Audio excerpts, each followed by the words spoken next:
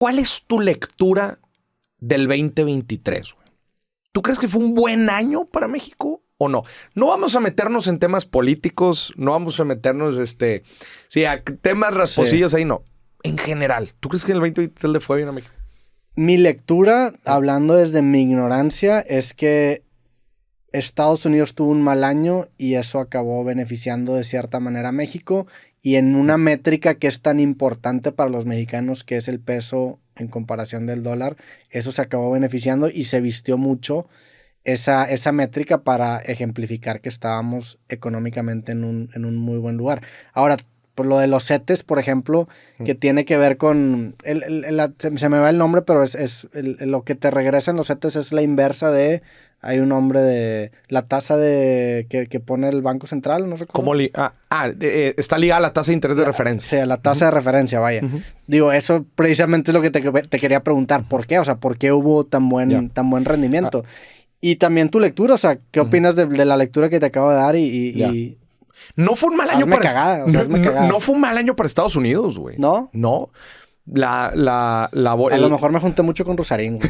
Tengo una memoria de Rosarín caminando en Chicago que, güey, le va a llevar la verga todo el siguiente año. El S&P, a ver, hablemos de algunos indicadores. El S&P, que es el de la bolsa americana, le dio 20% en el año. Las tecnológicas... Dio 20% anual. Dio en este año, güey, dio 20%. Venía abajo el S&P, El ¿no? año pasado le fue un poco mal. A ver, si bien no es un indicador fuerte de la actividad económica, pues es un indicador que se toma como relevancia. Las tecnológicas 40% este año, principalmente impulsados por la inteligencia artificial. La inflación, desde luego que fue un problema que se vivió en Estados Unidos, pero los indicadores de precio de las casas, ¿verdad? Que se toma como referencia. El mercado laboral americano y las utilidades de las empresas muestran que ahorita lo que se está hablando en Estados Unidos es si se va a lograr hacer lo que le llaman un soft landing. ¿Qué es un soft landing? Vayámonos a referencias muy básicas de economía. Esto que estás mencionando, o sea, ¿qué distingue que digas que es un buen o mal año para un país o sea, entre el sector privado y el sector gubernamental? Porque puede haber un año muy bueno para el sector privado, pero al gobierno le lleva la chingada. O sea, ¿eso puede pasar? Principalmente, o sea, ¿de dónde nace el decir si a un país le va bien o mal? Creció. A ver, ya sé que no son los indicadores perfectos, pero un crecimiento del PIB, a las empresas le fue bien, la gente, ¿por qué, por ejemplo, el precio de las casas puede ser un indicador? Pues porque al final de cuentas, si la gente está comprando casas, los precios van para arriba. La gente está gastando. Si hay un mercado laboral fuerte, quiere decir pues, que hay un desempleo bajo, que la gente tiene oportunidades de trabajo. O sea, todos estos indicadores te dicen si una economía está sana o no, ¿verdad? El decir que un gobierno le está yendo mal es complicado. ¿Cómo podrías decir que un gobierno le está yendo mal? Pues por a lo mejor haciendo con ciertos proyectos muy grandes que hayan hecho el gobierno, que hayan sido fracasos. Pues que hayan gastado dinero. Digo, en México está lo del Tren Maya, que lo acaban de estrenar. Eso no sé qué tanto indicaría un buen o mal año para un gobierno con un proyecto de esa. El problema es que, ¿sabes qué, güey? Se vuelve bien subjetivo ese tema. ¿Por qué? Porque una de las principales formas en las que un gobierno inyecta dinero a la economía para que la gente tenga más es a través de proyectos de infraestructura, güey. El Tren Maya es un claro ejemplo de un proyecto de infraestructura en donde el gobierno le mete lana, y esa lana que le mete, ¿a quién le llega, güey? Pues le llega a toda la industria de la construcción y todos los involucrados en ese negocio en particular. Eso es lo que se esperaría, ¿verdad? Eso es lo que se esperaría. O sea, una de las principales agujas en la que el gobierno busca impactar la economía es en proyectos de infraestructura y construcción. Y por eso hace puentes y por eso hace carreteras y la madre. Y de ahí, de cierta forma, está permeando. Digo, hay otros indicadores, ejemplos de pobreza, evolución de la pobreza, etcétera, que también te pueden decir algo indicador de cómo le está yendo en general al país, ¿verdad? O sea, cómo todo esto puede ir impactando al país. Pero al caso que tú decías de la economía americana, güey. A ver, ¿qué pasa si la inflación se empieza a ir para arriba? El precio de las cosas se empieza a ir para arriba. El Banco Central de los países busca subir la tasa de interés para hacer más caro el dinero, que la gente deje de pedir prestado, deje de consumir y tratar de moderar la inflación. Eso es de lo más básico de economía que hay. ¿Cuál es el problema? Que si tú subes mucho la tasa y la gente deja de gastar, puedes llevar la economía a una recesión, ¿verdad? Sí. Que en Estados Unidos es justamente lo que están tratando de evitar, que las tasas están a un nivel también altamente históricas. Para Estados Unidos arriba del 5% ya es altamente histórico. Para frenar, que es una mamada, ¿no? O sea, a comparación de México. O sea, pero... sí, claro. Pero en México tenemos tasas ahorita del 11.25. ¿Por qué ese spread o esa diferencia? Pues porque de alguna manera lo tienes que mantener esta diferencia con el país, pues entre comillas, más seguro del mundo, ¿verdad? Claro. Para mantener tu lana. Entonces, ¿cuál es el juego de subir la tasa, frenar la inflación, pero no mandar a la economía a una recesión? Ese es el juego del Banco Central. Y ahorita se empieza a ver señales de que la inflación se modera, pero los indicadores de la economía siguen estando positivos. Eso puede dejar entrever que si la inflación llega al 2%, que es el objetivo en Estados Unidos, 2%, y la economía sigue rampante, se logró un soft landing, un aterrizaje suave. Lo peor que puede pasar es regresar al 2%, pero que los indicadores de desempleo, de las utilidades de las empresas, todo esté de la chingada. O sea, lo ideal para un país es que dentro de lo que me estás explicando, la inflación oscile entre un punto en donde no sea ni recesión ni inflación grave. Exactamente. Estar manejando, vaya, con esta tasa para que no se vaya ni muy para arriba ni muy para abajo, ¿no? Un 2% es el óptimo. En Estados Unidos el objetivo es 2, en México el 4, es ¿no? El 3. El 3. El 3 más menos 1. O sea, que puede llegar a 4, puede llegar a 2, pero en general ese es el objetivo. Porque también que haya inflación no está mal, pues significa que la gente está comprando, está gastando y los precios van subiendo.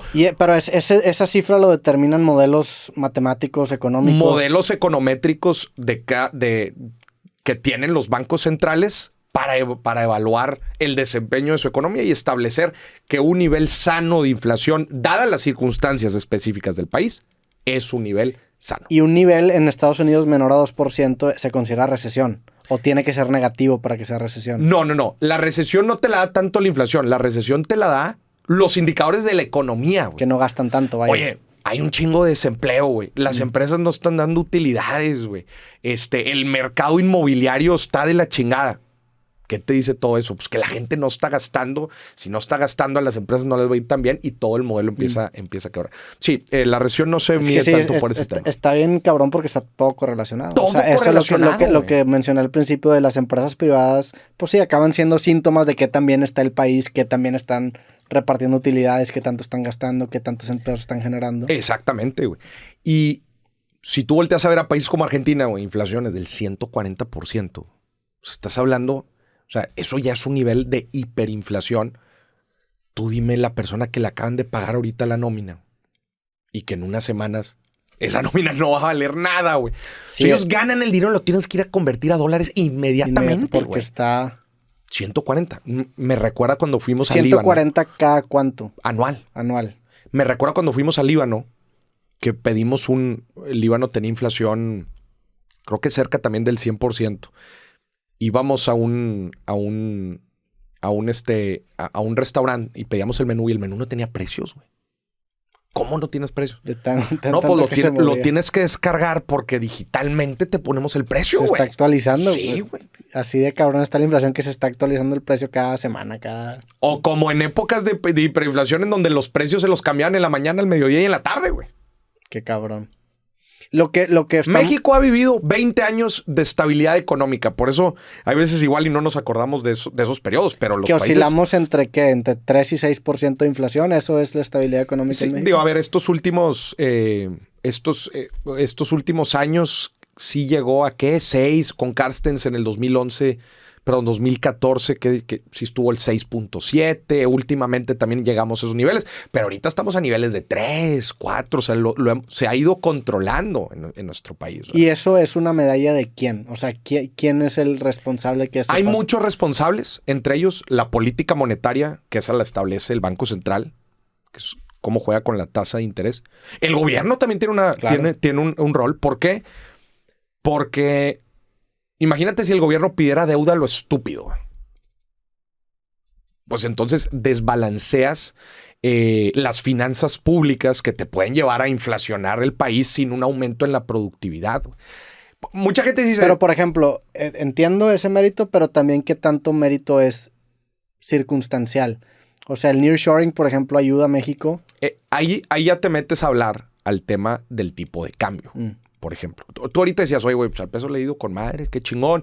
La tasa de interés también está con madre. El tipo de cambio se ve beneficiado por diferentes factores, güey. Entre ellos, uno muy circunstancial que puede ser el nearshoring, ¿verdad? Que México ni la debe ni la teme, güey, pero pues estás a 3 horas de la frontera aquí en el norte, güey, y las empresas eso se les vuelve atractivo, güey.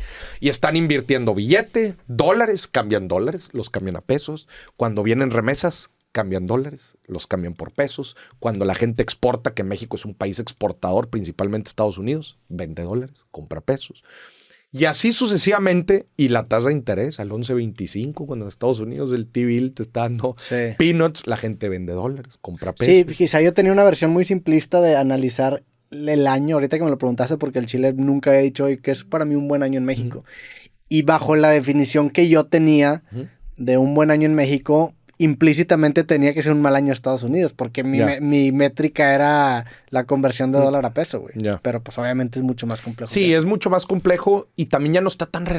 Es complejo hablar de una relación. Obviamente, ¿te acuerdas el famoso dicho? Si a Estados Unidos le da gripa, a México le da neumonía. Pues en el 2008 no fue tanto así, güey. O sea, en el 2008, en la crisis inmobiliaria, donde los bienes raíces en Estados Unidos cayeron un 50%. Imagínate que tú estás aquí en tu casa, güey. ¿Cuánto vale mi casa? Pues 100 pesos. Y ahora 50. Ahora 50, güey. Imagínate si tuvieras un crédito hipotecario, güey.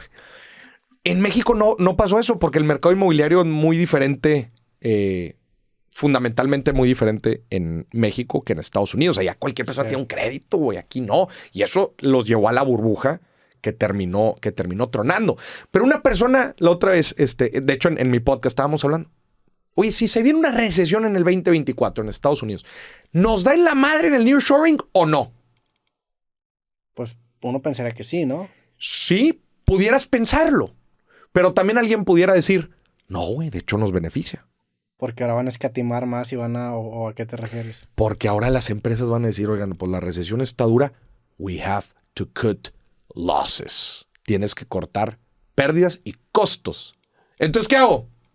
Te vas todavía más a México. Te vas todavía más a México. Vamos a intentar hacer que sea más cosas más baratas. Más cosas más baratas. Entonces, sí. Puede que sí, puede que no. Es una realidad, ¿verdad? O sea, en realidad no. O sea, no... Pero a ver, dame tu lectura del 2023 a México. ¿Fue un buen año? Yo creo que fue un buen año. El crecimiento híjole, se me fue ahorita el dato, pero entre 2.5 y 3%. A ver, no son las glorias, pero en los indicadores de inversión extranjera directa que tuvimos fueron positivos.